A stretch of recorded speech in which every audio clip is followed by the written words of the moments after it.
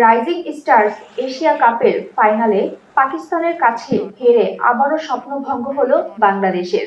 ২০১৯ সালে এই পাকিস্তানের কাছেই হেরেছিল বাংলাদেশ। রিপন মন্ডল এবং রাকিবুল হাসানের বোলিং তোপে পাকিস্তান শাহিনকে ১২৫ রানে আটকে দেয় বাংলাদেশ। বাংলাদেশের হয়ে রিপন ছিল দুর্দান্ত। ৪ ওভারে ২৫ রান দিয়ে নেন ৩ উইকেট। তবে তাদের শুরুটাই ছিল শেষ। জবাব দিতে নেমে যেন পিছিয়ে গেল বাংলাদেশ। সুপার ওভারে প্রথমে ব্যাট করতে নামে বাংলাদেশ। পাকিস্তানের হয়ে বল করেন ড্যানিয়েল। ড্যানিয়েলের পরের বলটি ওয়াইড হয়ে ৪ হয়ে যায়।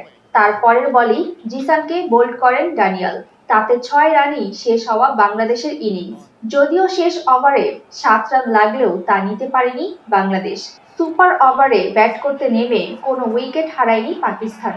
রিপন মন্ডলের করা প্রথম ৪ বলেই লক্ষ্যে পৌঁছে যায় পাকিস্তান শাহিনস। তাতে সর্বোচ্চ তৃতীয়বারের মতো এই টুর্নামেন্টের শিরোপা জিতল পাকিস্তান। সুমাইয়া ফারাজি, খেলার খবর, দৈনিক আর নিউজ।